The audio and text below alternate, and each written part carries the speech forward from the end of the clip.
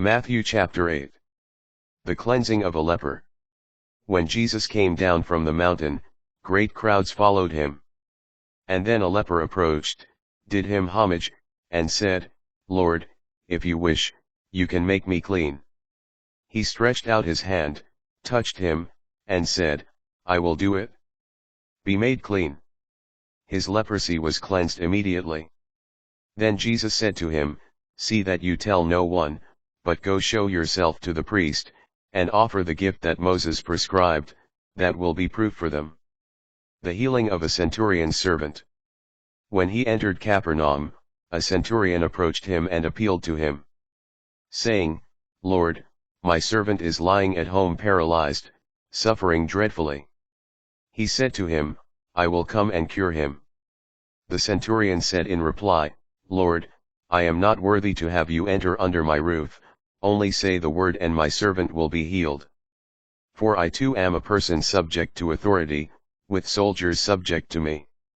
And I say to one, Go, and he goes, and to another, Come here, and he comes, and to my slave, Do this, and he does it.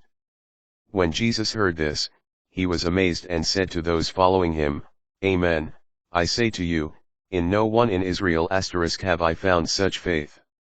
I say to you, many will come from the east and the west, and will recline with Abraham, Isaac, and Jacob at the banquet in the kingdom of heaven. But the children of the kingdom will be driven out into the outer darkness, where there will be wailing and grinding of teeth. And Jesus said to the centurion, You may go, as you have believed, let it be done for you. And at that very hour his servant was healed.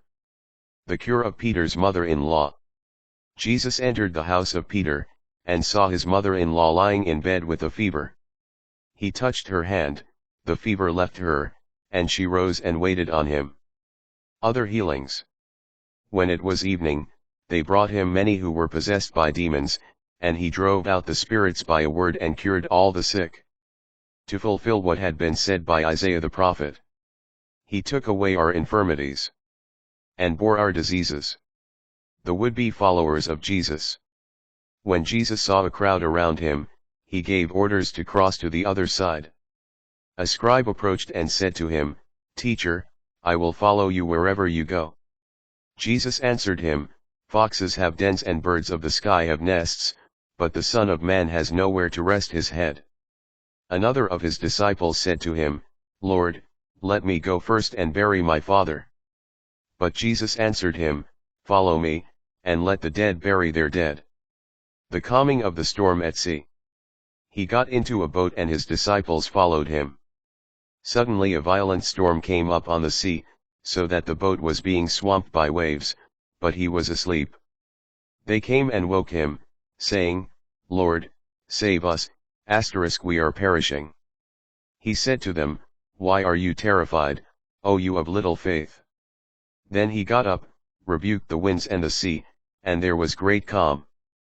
The men were amazed and said, What sort of man is this, whom even the winds and the sea obey? The healing of the Gadarene demoniacs.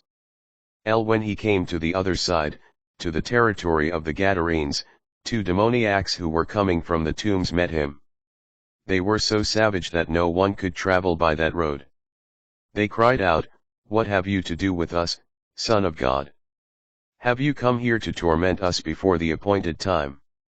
Some distance away a herd of many swine was feeding. The demons pleaded with him, If you drive us out, send us into the herd of swine. And he said to them, Go then. They came out and entered the swine, and the whole herd rushed down the steep bank into the sea where they drowned. The swineherds ran away, and when they came to the town they reported everything, including what had happened to the demoniacs. Thereupon the whole town came out to meet Jesus, and when they saw him they begged him to leave their district.